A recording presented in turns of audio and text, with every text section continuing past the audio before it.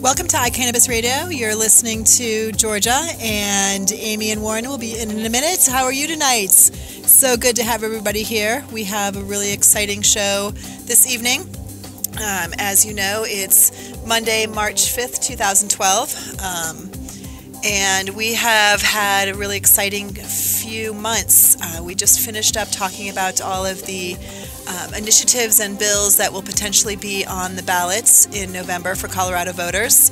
And since we talked to you last, the initiative to regulate marijuana like alcohol received enough signatures, and it will indeed be on the ballot in November. And we'll talk about that a little bit later when Warren Edson comes in to do the news. But tonight we are going to talk a little bit about what happens when cannabis is not only in the news but in entertainment as well.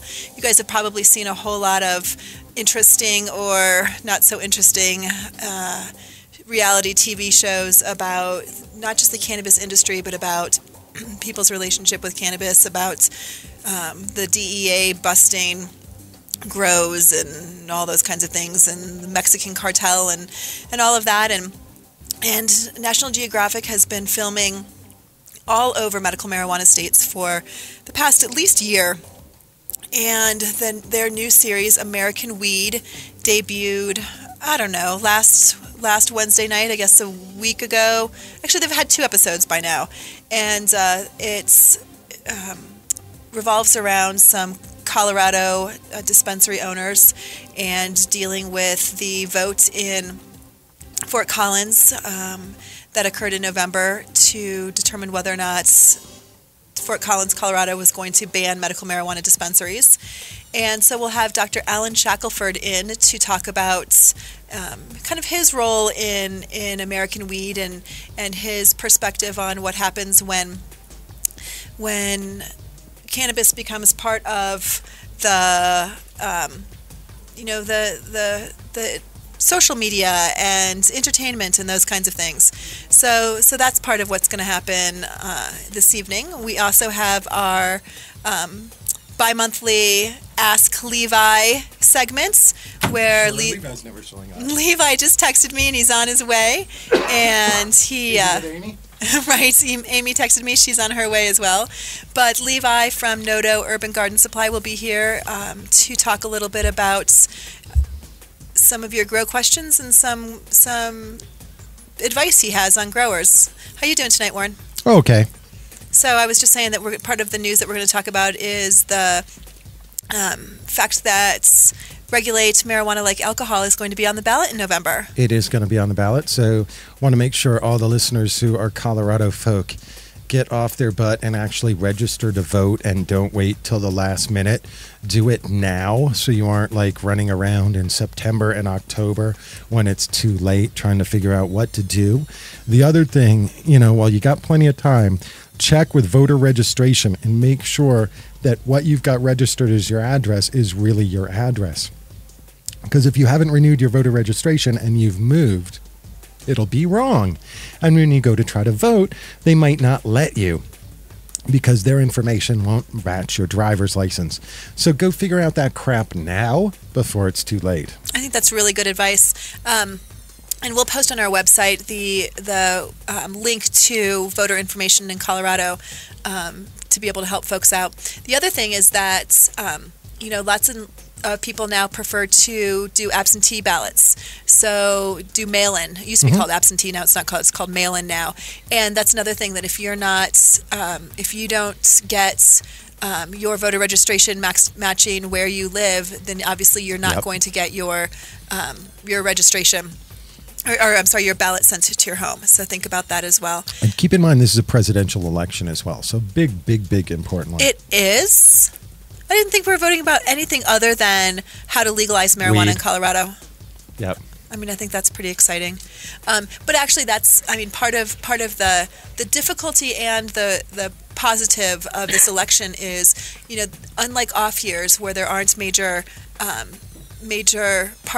positions to be elected, people don't go out to vote if there isn't something that they deem important, and certainly voting for the president is really, really important. And so that means a lot more people are going to come out and end up voting on whether or not to regulate marijuana like alcohol in Colorado. And so it's that much more important to ensure that we have people registered and that they understand what it is that they're voting on. Well, and on top of that, we have college lacrosse season starting. On top of that, season starting. March Madness. I mean, why isn't iCannabis Radio doing a March Madness poll? Why aren't we? I don't know. What's wrong with you guys?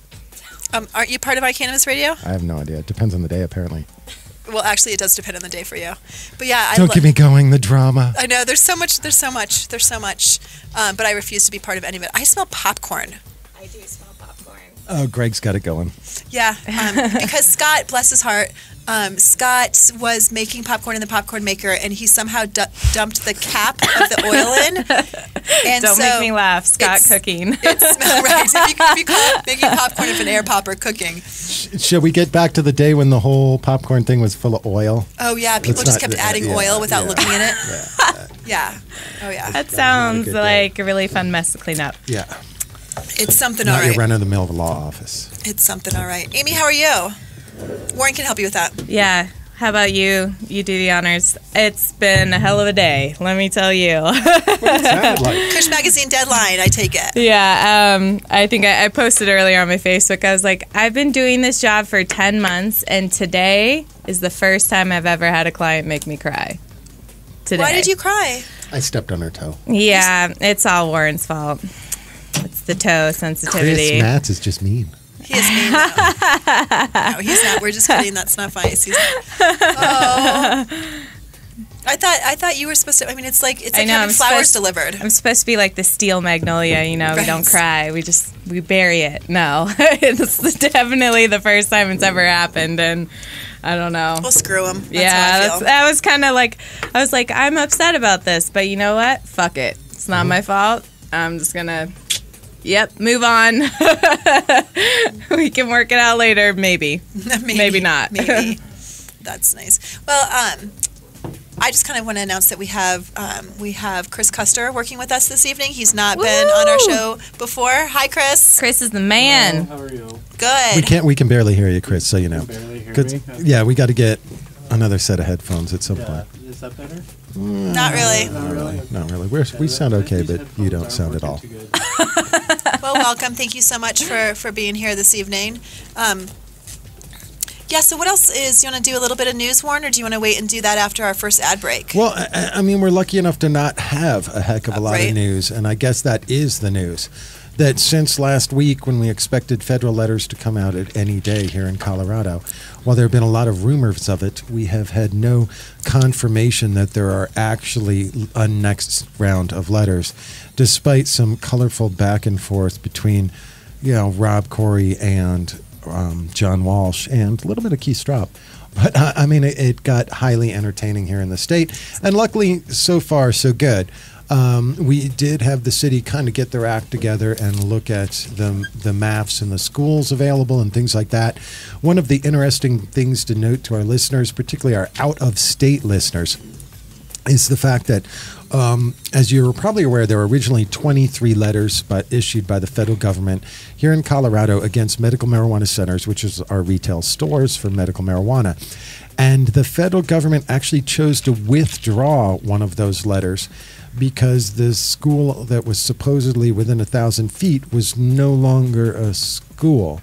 And that's just kind of an interesting thing to note, because you'd think if they hated all of us or had an intent to close us all down, they wouldn't have done that. They just would have kind of, F you, come on, you're illegal, go to hell, go away.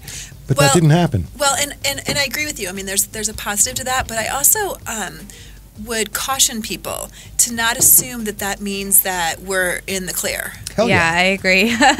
Well, I mean, if you're moving your store or having to move another part of one of the licensed businesses, hopefully you're looking at where parks and schools and daycares and all the possibilities are, and you're not going within 1,000 feet of those. Right. You know? I think there's definitely room here for a couple realtors to step up and make a lot of money. So if any realtors out there listening, if you got some good commercial retail real estate, that's zoned properly. Which, I mean, the retail space isn't as much of an issue as the OPC space, but you should look into it, because there's a lot of money to be made, theoretically, if we are looking at another 100 letters. Well, the other thing that happened this week is that the city of Denver has an ordinance that says that medical marijuana centers, does it also include grows, can't be within 1,000 feet of each other, or no? Well, Denver has always said that. No, but it's all licensed facilities. It's not just MMCs? No. Okay, so they were considering, because of the letters, allowing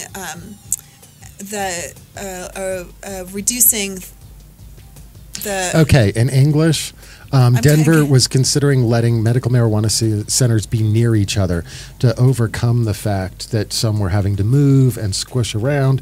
And there was kind of a thought process amongst a few members of this Denver City Council that why not create some version of the red light district in Amsterdam, where we'll jam them all in one area and they'll all be there and they can make money and we know where they are. But unfortunately, that kind of fell apart.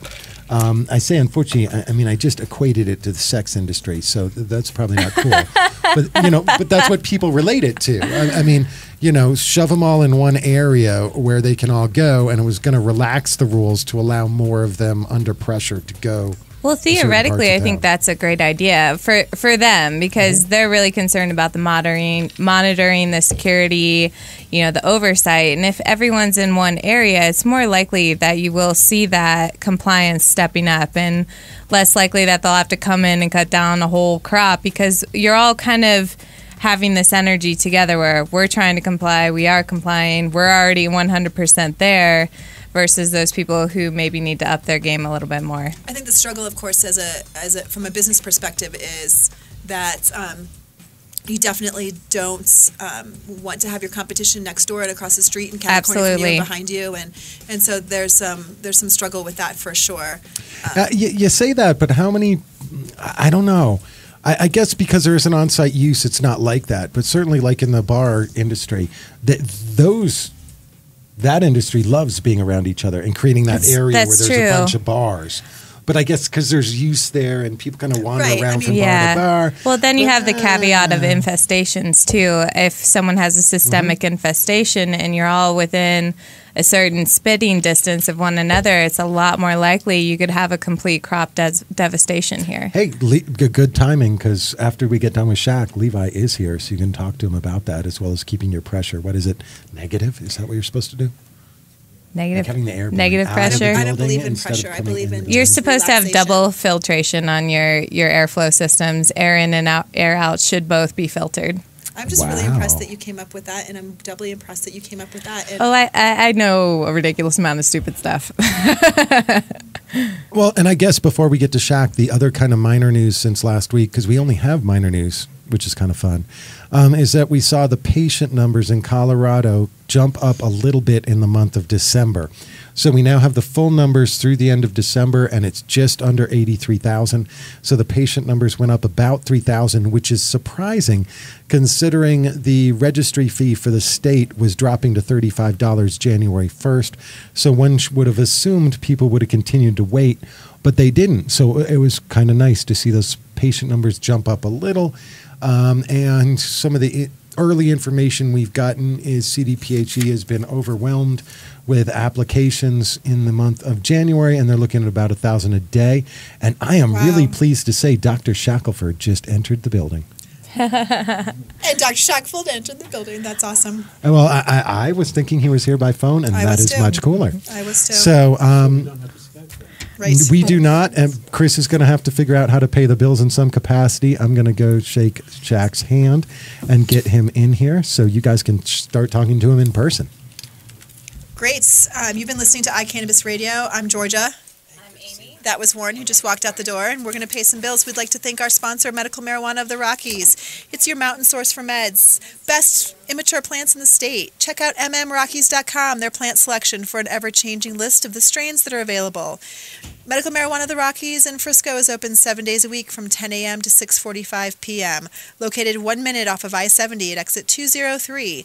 Go to the third stoplight, make a right, then an immediate left into the parking lot next to Carlos Miguel's Mexican restaurant. God, that sounds really good right now. It's worth the drive just for the mountains, and the immature plants are a bonus. That's Medical Marijuana of the Rockies, mmrockies.com. The law offices of Etzen, Maton, and Matz provide criminal defense, medical marijuana defense, and advice about setting up and running medical marijuana centers, optional premises cultivation operations, and infused product manufacturing businesses throughout Colorado. With offices in Denver and Aspen, we can offer assistance throughout the entire state of Colorado. Give us a call at 303-831-8188. That's 303-831-8188. Or visit us online at warrenetzen.com. Experience the healing power of flowers at the 2011 Best Meds Competition winner in Colorado Springs. Canna Caregivers off North Academy Boulevard and the Canna Center on Power south of Constitution. Call us at 719-597-6685 or 719-597-9333. Are you a runner? Are you a runner who supports marijuana legalization? Run on Grass is a group of athletes actively seeking to change our marijuana laws. We speak the truth about cannabis, bringing the message through our feet to new ears. Check out runongrass.com to find out more about us, our events, and how to join up or how to sponsor a runner. If you're in the Denver area, please join us for runs or start a group in your area. Running not your thing? Any sport can do it. On grass. runongrass.com. Welcome back, welcome back. You're listening to iCannabis Radio. I'm Georgia. And I'm Amy. And we are in the studio with Dr. Alan Shackelford. Thank you so much for being here, Alan. It's a pleasure. Good evening, everyone. Alan, as you could tell from the video, just sitting there. But we were talking about times in which you want to get things across in the media, and maybe it doesn't. What you're hoping is the message isn't what ends up being in the television special or the television interview or the print interview. I think one of the things that is essential in any such setting is to stick to facts, because it's difficult to attack or in any way impugn something that's said that's backed up by factual information. Right. And which is not to say that opinions don't matter, or that expressing one's opinions has no place in an interview setting, or indeed in any sort of forum. But it's more difficult to mold factual information to fit a preconception or a preconceived agenda. Yeah. And most, if not all, of what I say is factually based. That is, it's based on a reading and review and an understanding of the medical literature that supports, in this instance, the use of cannabis as a medical treatment. It's difficult sometimes because there hasn't really been all that much research, and there are many compelling points of attack for that, including the position of the National Institute on Drug Abuse, which unfortunately finances 85% of the world's research into substances like marijuana, and their position, as clearly articulated by one of their spokeswomen in a January 2010 New York Times article, is that as the National Institute on Drug Abuse, they generally do not fund studies that might show benefit to substances like marijuana in particular. So the relative dearth of medical studies is certainly a concern, but it isn't necessarily bad enough to prevent anyone from actually using what facts are known in any sort of interview or other setting. Now, the problem, of course, with video is that it's, or even an audio recording, is that it can be edited to fit whatever preconception one has, and in the situation that we spoke about earlier, which is the National Geographic show called American Weed, which is focused primarily on Colorado. They collected a year's worth, really, perhaps more than a year's worth of video footage, which you could edit in any way that you really wanted to edit it.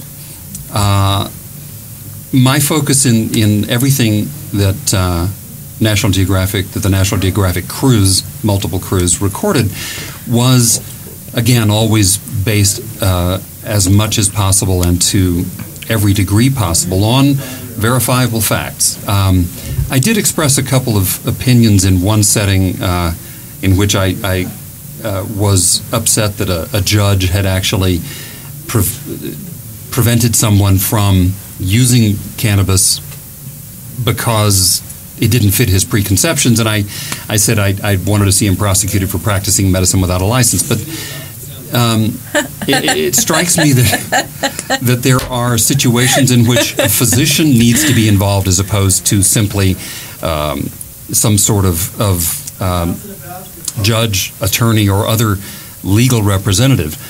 And the position, of course, that was taken is that really was a matter of obeying the law, as I was told by a law enforcement official. Unfortunately, it relates to federal law rather than state law, so there really wasn't, in my opinion, a strong reason to forbid this particular patient from using the one treatment that had been successful for him, to the exclusion of all other treatments. And nonetheless, that particular position, of course, has been backed up now by a higher court decision, recent higher court decision in Colorado. That decision, however, was not based on federal law, to my understanding, but rather on the status of a cannabis recommendation rather than a prescription. Since a recommendation really is a non-binding, apparently a non-binding sort of interaction with the patient, and doesn't carry the same force or status as an actual prescription, which I understand the distinction, yet it isn't really an accurate one in my opinion, simply because it interferes in the doctor-patient relationship, which I think is sacrosanct. That's right. There's a great body of legal opinion which supports that sacrosanct nature of the doctor-patient relationship. I guess, like, maybe to play devil's advocate, and what other practices or what other applications do you use the terminology recommendation? When you don't recommend that someone takes Adderall. You don't recommend that someone's taking, like Loratabs. It's generally a prescription because you're writing something that they go fill at a pharmacy, similar to what we do, at dispensaries. But don't you recommend vitamins, a multivitamin? But that's an over-the-counter. Like, you can't buy cannabis at the grocery store, just like you can't go buy Vicodin from, like, you can't go pick it out from the shelf and say, okay, I'm going to buy, like, 60 milligrams of Vicodin today. You can't really do that. Not in the United States. In some You've been across the border recently. Yeah. But in terms of things that are recommended, I mean there are other things that physicians recommend. Now, I'm not saying that I think that you liken cannabis to taking your B vitamins, right? But it's certainly closer to me than Percocets. The difference, I think, is the sort of no man's land that cannabis now inhabits, and that is that it is not an FDA approved, if you will, treatment, because it has never gone through the whole FDA evaluative process. Now, that does raise some concerns about the potential for rescheduling cannabis, which potentially would subject it to exactly those particular FDA requirements for randomized placebo-controlled trials, which I actually support doing, simply to understand how it works better. But once you enter into that whole regulated, vetted FDA scenario, now the other restrictions come into play, and cannabis probably would not, in its current form, be approved for use by anyone. In part because it's so difficult to control which particular active compound we're really looking at in a given situation, and right. that, of course, is one of the great benefits of cannabis. We can treat a variety of different medical conditions and symptoms using one substance. We don't really understand exactly how it works.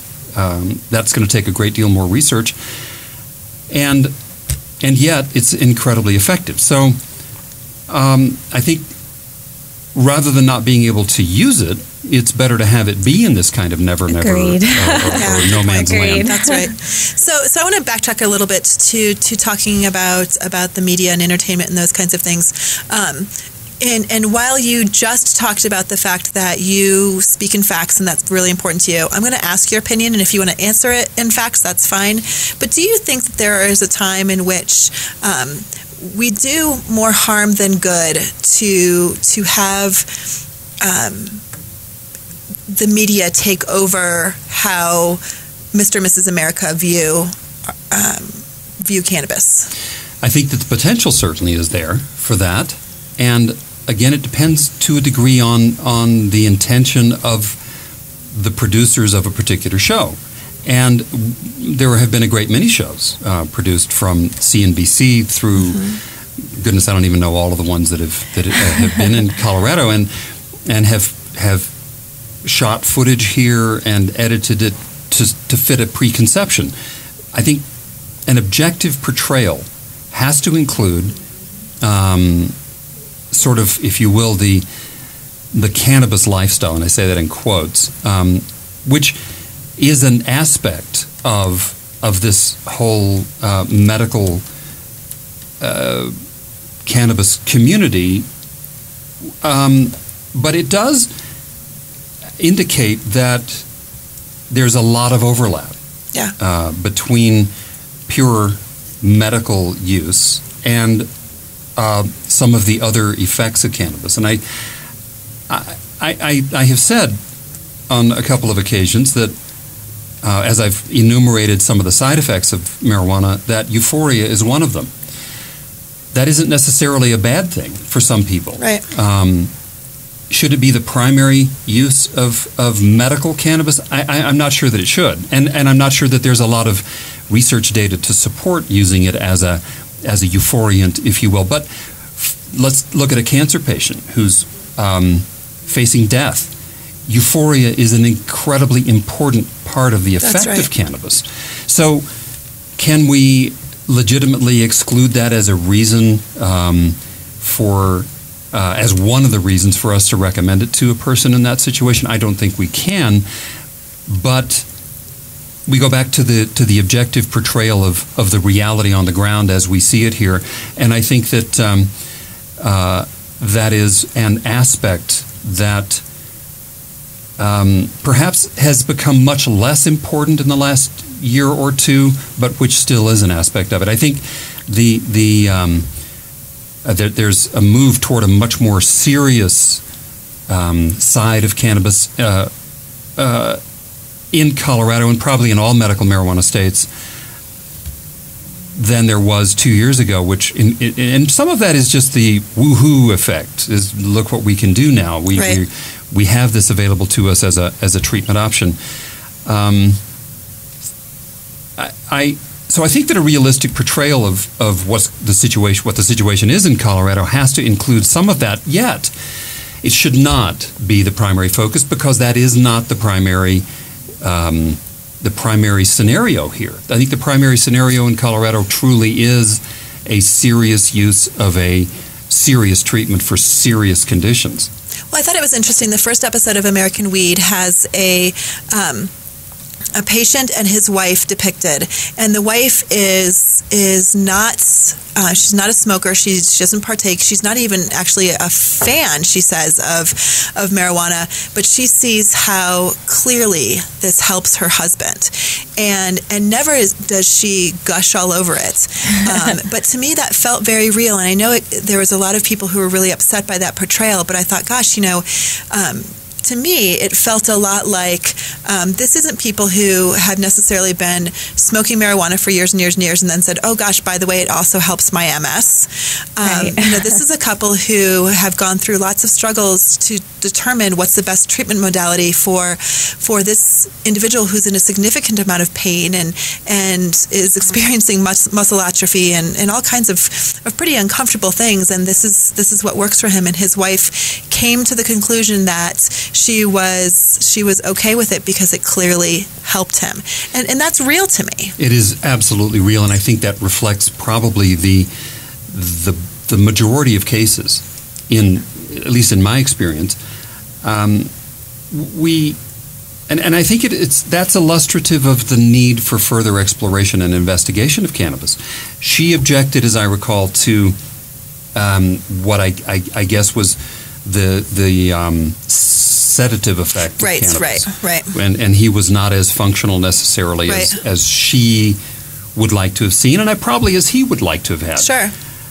That says that maybe the particular constellation of cannabinoids in whatever the strain or strains that he's using is not exactly ideal for that particular condition. And there is a move, somewhat primitive and somewhat halting, but nonetheless a move toward being able to look at high CBD strains, for example, and I think that's very suggestive of a need to do so. So I think in many respects that has been that particular portrayal is very representative of the reality in Colorado, and I think, however, having seen some of the footage that they shot, they may well not have been intending to be quite as serious in their portrayal. I can't speak to that really with any authority because I haven't spoken to any of the producers about what they meant to do with all of this. But I think thus far the 2 episodes that I've seen have supported that perspective that this is really a serious portrayal of a serious approach to treating a number of different ailments. I'm going to disagree a little bit. I'm not with the statement that you made, because I do agree with that. But I think what they're actually doing is trying to provide kind of a strata or a stratification of how is cannabis used within this framework of Colorado. And as we spoke earlier, you do have the recreational side, you do have the medical side. And what's really interesting of what you spoke of with the MS patient experiencing this resistance within his own family to his use of this medication, we all find that. I'm from an Italian immigrant family, and we don't talk about this when I go home. It's taboo, and everyone has that story. So we develop these little niches of communities called Canafams. We all have our Canafam. We've hung out for the last 2 to 3 years. We work in the industry. We're passionate about it, or we're passionate patients. So what happens when you do have those niche environments building, they do smoke together recreationally. They do use it together in those formats, but it's more of a bonding thing because they have somewhat experienced this ostracism in their lives from using this product. It's an interesting perspective and probably as accurate as any other in portraying all of this, but I think that's reflective of the last 70 some odd years of misrepresentation of what it is. Right. And we sort of, I won't say trumpet because it's not quite the right word, but we look with some satisfaction at the 18 to 20,000 studies having been done on cannabis and say, well, we are researching this, but that has to be put in perspective.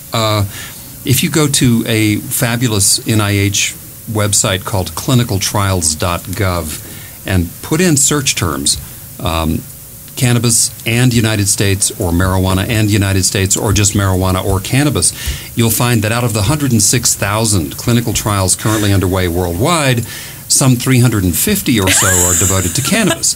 And of the 54,000 or so clinical trials that are underway in the United States, 247 or so are devoted to cannabis. And the majority of these trials, either in the U.S. or worldwide, are directed at, that is, the studies have been designed to show detriment.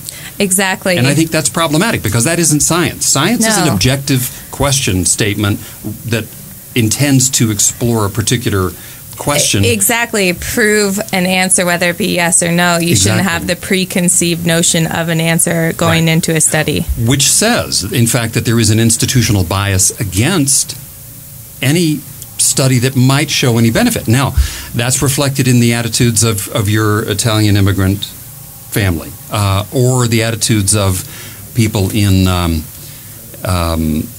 communities who still believe that marijuana causes schizophrenia. The absolute truth of it is that if you look at populations, such as in Britain, where cannabis use is going up and has been going up for the past few decades, and compare those statistics to the number of schizophrenia cases, you'll see that the number of schizophrenia cases is dropping while cannabis use increases, so there is clearly no causal relationship. Nonetheless, there has been 70 some odd years of propaganda, and I use the term intentionally, which has preformed those attitudes, and people can't get past that. That's right. So I think that to a degree, the portrayals on television and perhaps in the National Geographic series, though we only have seen 2 of I don't know how many episodes, may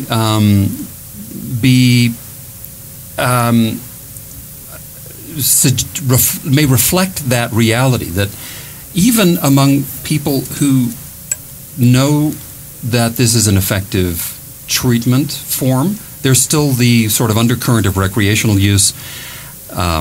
And we need to talk about recreational cannabis versus other recreational substances.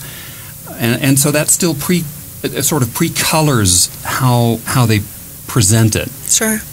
And let me touch on that. And then we got to take a break. We got to pay some bills. Perfect. So go ahead and quick finish, and then we'll. No. Let's get the bills paid, and then we'll come back, and maybe people will hang prioritize. Around to hear the rest of that thought. You're listening to iCannabis Radio. We'll be back in a flash. Experience the healing power of flowers at the 2011 Best Meds Competition winner in Colorado Springs. Canna Caregivers off North Academy Boulevard and the Canna Center on Power south of Constitution. Call us at 719-597-6685 or 719-597-9333. Are you a runner? Are you a runner who supports marijuana legalization? Run on Grass is a group of athletes actively seeking to change our marijuana laws. We speak the truth about cannabis, bringing the message through our feet to new ears. Check out runongrass.com to find out more about us, our events, and how to join up or how to sponsor a runner. If you're in the Denver area, please join us for runs or start a group in your area. Running not your thing? Any sport can do it. On grass. Runongrass.com. The law offices of Etzen, Maton, and Matz provide criminal defense, medical marijuana defense, and advice about setting up and running medical marijuana centers, optional premises cultivation operations, and infused product manufacturing businesses throughout Colorado. With offices in Denver and Aspen, we can offer assistance throughout the entire state of Colorado. Give us a call at 303-831-8188. That's 303-831-8188. Or visit us online at warrenetzen.com. Hi, welcome back. You've been listening to Dr. Alan Shackelford. Amy and I are happy to have you, and we're going to talk about recreational use. Yeah. I do believe Dr. Shackelford. Yes. Now, I think it's really important to compare recreational cannabis to other recreational substances, in particular alcohol, or the misuse of prescription drugs. The World Health Organization just last week, I think, or the week before, published statistics on the carnage from alcohol. There are 2.5 million deaths due to the physical effects of alcohol worldwide every year. And in the United States, it's probably estimates range from 35 to 60,000 deaths, not from traffic accidents, but due purely to the physical effects of alcohol. Wow. We all are familiar with binge drinking and the rest of it, and there has never been an overdose death from cannabis. Recreational use of prescription drugs is widespread, and the most recent statistics I've seen were from 2009, and almost 38,000 people died from unintentional overdoses from prescription medications, including narcotics. There have been numbers of instances where kids took something out of the family medicine cabinet, took it at school, sold it to their friends, and ended up in emergency rooms either dying or requiring acute emergency treatment of a drug overdose. And so if we're really going to talk about recreational use of anything, cannabis would be the least harmful of any of the recreational substances. And if we want to talk about addiction, that's problematic as well, because it probably isn't as addictive as caffeine. And the withdrawal symptoms are much less severe. I can speak to that. Well, one of the things, I mean, having come from the, working in addictions and doing, inpatient treatments, never once did I work with a person who just came for cannabis addiction. Never, not even court-ordered folks. It's extremely rare. And there's a group in France that has sort of re-engineered what here in the United States is the DSM-4, and they have they look at neurotoxicity, and cannabis is the absolute last on the list of substances that people use either recreationally or medically in terms of negative effects. Alcohol is much more dangerous than cocaine or heroin, according to the French and according to others.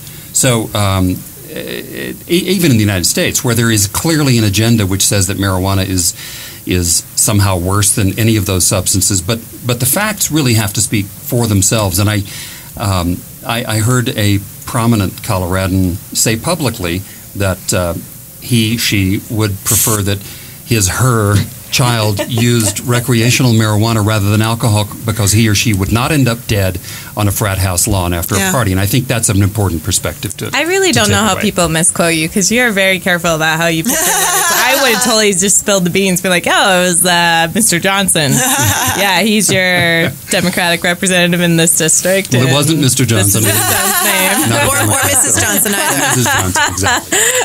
So one of the things that we want to have you talk about assuming that you're going to come back. He's coming back. If we have to duct tape him in the back of the Subi, he's coming back. We can do that. But I do want to have a conversation about just talking about CBDs and why and how and what it looks like and what's important to know about. So in the not too distant future, I want you to pencil that in because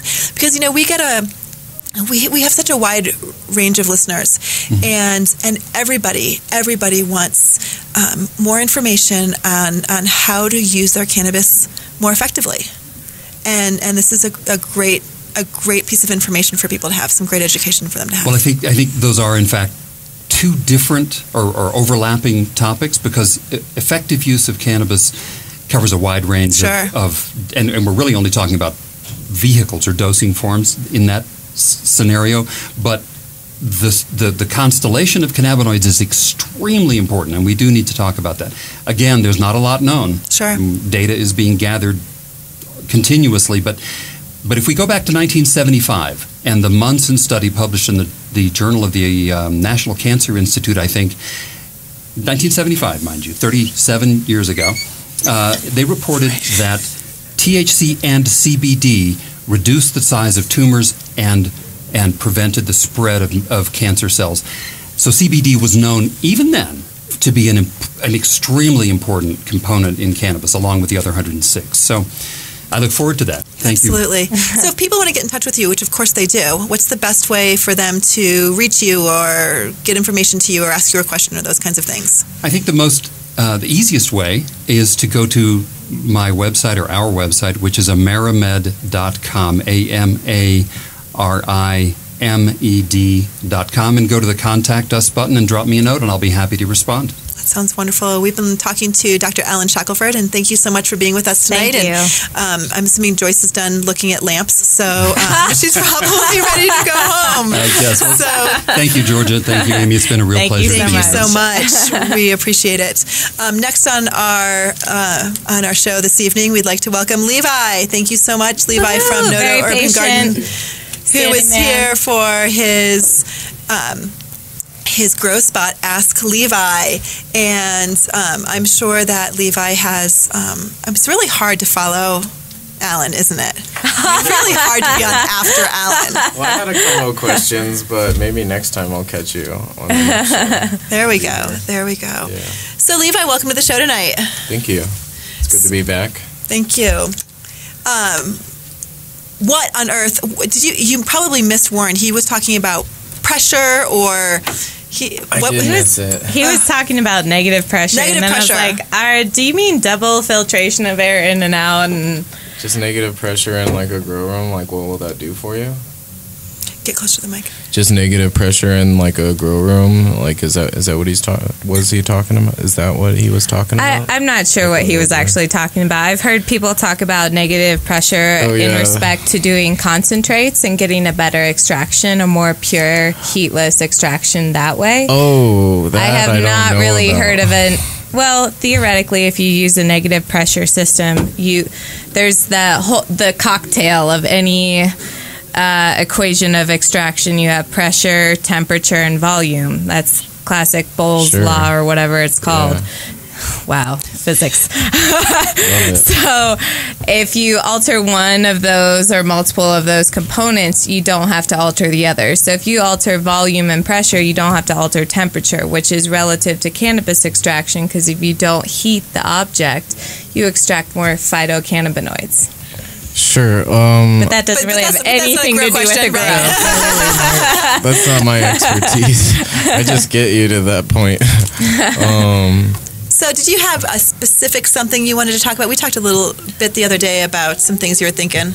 Yeah, I had some ideas, but there's just so much going on this week. You know, as you know, Max Yield is this weekend, and Is everyone so excited for that? a lot of people are. Oh, They give a lot of free nutrients away, so it's worth the $50. Go down there and pay the $50. I think it might even be cheaper than that, but it's no more than $50. And where is it? At the Colorado Convention Center, and you know you'll just get like $100-$200 at least worth of like free nutrients. When is like, that? What's the dates? all weekend. It's Friday, Saturday, and Sunday. And Maximum Yield. Everyone's excited. Last year, if I remember correctly, Maximum Yield wasn't it at the same time as the Cannabis Cup? There was something else going on the same exact weekend that really had people polarized. It was a grow festival too. I remember that, and people were shuffling back and forth with bags full of swag, and I was like, "Whoa, that's a lot of stuff." I'm really high. yeah, definitely bring your a backpack full of stuff to be able to fill it up. carts, whatever. Yeah. So, are you going to be at Maximum Yield, or do you have a booth at Maximum Yield? I don't have a booth, but like all the like reps will be there, and I'll definitely be walking around and mingling. And if I actually have we're gonna be throwing a after party on Saturday. It'll be at Cervantes. Oh wow! And if someone comes into my work tomorrow and like talks about the show or whatever, I have a free pair of tickets to go to it.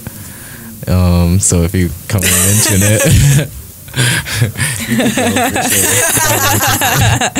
Who's playing at the after show at Cervantes? You know, I don't know. You're gonna have to look. I heard there's like a special guest, and the only thing that I heard about. I think I know who the special guest is. A special guest. Yeah, there's a couple bands there that I don't know just because I don't listen to all. It has like a demographics of music. I think there's a Dead cover band there, but Black Star I think is the main like headliner. Talib Kweli and Mos Def. Oh, Yeah. dude, that's my shit from back in high school. And I thought I had some street cred. I was a little white girl in the suburbs. So we just got a question from the chat room about wanting to talk a little bit about airflow in the grow room, and I'm guessing kind of airflow in the grow room is really important. Plants don't just absorb CO2, so like fans blowing air over the plants and like having them slightly move is really good, because that's going to help them absorb CO2. If it's stagnant, like stagnant air can just it's not good, because one, they don't like absorb the CO2, and then two, like it could get if the air's not moving, it gets stagnant, and I guess pest and disease could arrive. It could be getting hot or whatever, so you want to evacuate. You don't have to evacuate your room, but it's nice to just like get fresh air in there and like start over. So if you can have an intake and an outflow? Yeah, I mean, if you're enriching it with CO2, technically you don't have to, just have to keep it. But it's nice to evacuate it, and just start fresh, I guess. So maybe like at least like 3, 4, 5 times a day, you could do that. You don't have to like go crazy, because then you're just wasting CO2. But what level of ppms do you recommend for CO2 for grow or for veg versus flower? Veg, you don't really. I rarely will enrich with CO2. I do recommend buying a parts per million reader, so you know what you have in your room. And atmospheric stays right around 400 or 500. So as long as you're bringing in fresh air and veg, you should be fine. Only when flower, you really need like the CO2 to like help it out with like. So production. don't waste your money running CO2 during veg, people, because it's expensive to fill those tanks. If you got a pretty sealed room and it's not like too big as well, those exhale bags work really well. It's a fungus. It's a mycelium fungus that's in a bag, and it has like a little exhaust port on it. It doesn't really stink or anything, and they're good for like 6 months. And if you have like just like a 6-light setup, you could throw like 2 or 3 of those in there, and it'll help stay way above atmospheric, and you'll make like a CO2 tank last like twice as long, like 2 weeks instead of every week. So we're about to hit like the rainy season in Denver here in the next couple months. Mm-hmm. What way do you recommend that we keep our grows with low humidity, or at least humidity where we want it, without buying like 6 dehumidifiers? That's moving air, that's where that would come into. Trying to make your water tanks outside your room. It just depends. Some cases you just have to have a master dehumidifier. So buy some more fans. Yeah. And move that water source out of the room, basically. For sure. Make sure. If it's hot in the room too, that makes humidity go up. So, have that AC pump, and most ACs have a dehumidifier in them, so that helps as well. It's about that time. Levi, tell us a little bit about your store, where it is, why people should come visit you. Well, we're on 1330 27th Street, in between Larimer and Walnut. It's right across from the Skylark. There is the Matchbox there, so 2 blocks down from Crema. We have Mega Funda across from us. There's all kinds of businesses around there that you'd probably be around. We're a urban garden supply, so like we cater to households, like apartments. We have little plants we're going to be getting some more and growing some more, and catering to more urban garden, like people that are in their houses that just want to grow tomatoes and stuff like that as well. We cater to like lawn and gardens as well. Like we're able to help you with that. We're just really knowledgeable, I guess. Like, we're not just like here to grow herb. We're here to like help people in their community grow and cultivate plants, and whatever plant you want to grow. Whatever plant, you start out little. I recommend people growing or cultivating herb too, just one, and see what you can do with it. It's not hard. Plant a seed, any type of seed. We sell seeds. We sell flowers. We sell vegetable seeds. We sell herb seeds, and we're about ready to get a new stock on them. We're just really we're comfortable with the people that are in our community, so we want to help them out with their cultivating needs. So definitely go see Levi at Noto Urban Garden Supply at 1330 27th Street, in between Larimer and Walnut on 27th, just a few blocks northeast of Coors Field. It's a wonderful location. It's a fantastic store. Cat's there on Saturdays and Thursdays, and Levi's there the rest of the time. pretty much Yeah. all the time. Yeah. All the time. And remember, Levi does a Ask Levi segment every other week. If you have questions, feel free to ask us on the chat room like you guys have been doing, or contact us at iCannabisradio.com to give us questions in advance. You could even email me at levi@nodourbangardensupply.com. Wonderful. So don't forget that Levi will be here in 2 weeks from tonight, and we are going to take our last break of the evening. You're listening to iCannabis Radio. I'm Georgia. And I'm Amy. We'll be right back. Let's face it, rules and regulations are complicated, especially in the field of medical marijuana. Let Medical Marijuana 101 help you get through the compliance process. We can also explain to you your employment requirements, your employees, and your business. But our work doesn't stop there. Our experience in cultivation ranges from the design of grow rooms to the diagnosis and resolution of grow problems. Visit us at www.medicalmarijuana101.com or call 303-388-7706. That's 303-388-7706. Sarah's Medicated Teas. With over 50,000 tea bags sold, Sarah's Medicated Teas have quickly become the most popular and effective way to medicate without smoking. Tea bags are made with loose leaf tea and fine hash keef, separated into 4 med bases in 1/3 and 1 full gram strengths. Our keef infusion process has a consistent dose in each bag. Sarah's Medicated Teas come in 20 flavors. Enjoy hot or over ice. Sarah's Medicated Teas can be found in MMJ centers across the state of Colorado. Check out our website at www.mmjfarm.com. www.mmjfarm.com. Sarah's Medicated Teas. When you need to medicate, it's tea time.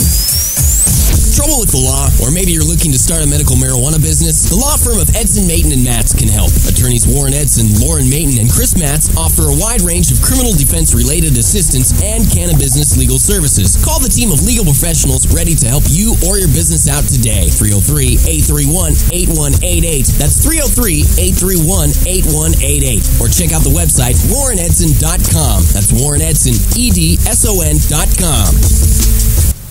Hi, you're back. Welcome back. We're back too. Sort of. Maybe like 60%. Oh, no, I'm back. Oh, I'm here. Oh, I am here. Don't you forget about that. I am here. This is March. We are now in March. And as Warren said, we ought to do some kind of March Madness thing. I love March Madness. I used to not like it so much because I used to date a football coach at a major university.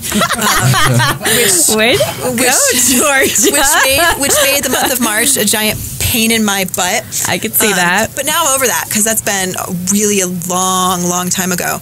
A very, very, very long time ago. Because, by the way, Saturday, my 11th wedding anniversary. Let's bring back the madness. Woohoo! Saturday? Are you kidding me? I think it's Saturday. Are you going to have a party? Gotta be sure. Oh, yeah, we're going to have a party.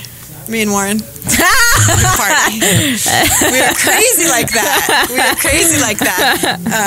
We'll come to Cervantes for the party on Saturday night. So do you want to know what we're doing for our wedding anniversary? So for my birthday, we went to an Avalanche game courtesy of the Colorado Rapids for my birthday.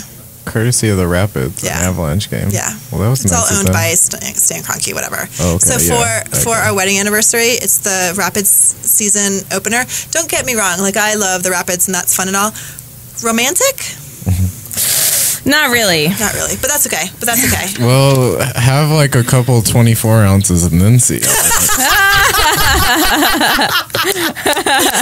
my boy. It'd be the most romantic game ever. So romantic. But I just have to be sappy for a minute. Warren Edson, I love you. You are the love of my life. So how did you guys meet? I've never heard this story. If you can tell it briefly. In 10 seconds. Sure, go for it. In 10 seconds, we went to college together. Okay, those 3 seconds. So next week I will not be talking about my wedding anniversary. Lies. Right? Unless something really fun happens at Maximum Yield or after. And that's going to happen for sure. That's going to happen. I've never been. I've always wanted to go, and I've been a little afraid of the price tag. But I mean, I just love everything about gardening. That's why I put that shout out because, I mean, it is, if they're like $50, but you will get more than $50 of some sort of nutrient that you definitely want or need or whatever, Roots Excel sells for like $300, and last year they were giving those away. Wow, for my tomatoes. Yeah. Sounds like I'm working on the wrong side of the industry right now. I know. To me, I'm just like, Well, I think I want to talk a little bit about what we got going on next week. We are starting a new segment. Greg Dower, who's been on the show a couple of times, is just a wealth of information about kind of cannabis history, not just in Colorado, but a lot about what's happened with the evolution or devolution or whatever of cannabis in the United States. And so he's going to start a segment next week. He's not going to reveal the exact history topic. But mystery topic. I like it. Mystery history topic. It's like the mystery Airheads. You never know what flavor it is because it's just sugar. It's all good. I hate the Airheads, I have to say. We're also going to start talking about the Cannabis Cup, and we're going to talk about how the Cannabis Cup in Denver is going to be different than it was last year, and what to expect and those kinds of things. And we'll start having some conversations about that as we build up to the weekend of April 20th, which is always. Is that when the Cannabis Cup is? Cannabis Cup is the 21st and 22nd of April at the Exto Event Center. What do you have to do to enter this? As a caregiver, as an MMC? I don't know. I guess both. Caregivers cannot enter, but MMCs can. Oh. If you would like to enter, you need to contact High Times, and they do have a contact on their website. It's medcancup.com. Those MMCs better step their game up. Oh, right. We set the level here. Yep. I'm not even. It's going to be scary. And next week we'll really go into detail about what's going to happen and how patients are going to be able to participate in the judging of the entries, and there's going to be a fan favorite and that kind of thing, which is going to be really great. Also want to talk about the fact that the Hemptress December and Jenny Cush's new show called Sexpot. Get it? Does everyone get that? Get it. Get it. Get it. Tuesday nights at 7 p.m. Yes, got it. There's a little delay over there. That's great. 7 o'clock on Tuesday evenings, and then on Wednesday evening, the Thunderdome has a little bit of craziness, a little bit of cooking. I think that about covers their show, Crunchy and Scott Green. It's a wonderful show. Crunchy Green. Crunchy Green. Oh, that's kind of funny. I think they might do a cooking segment called Crunchy Greens.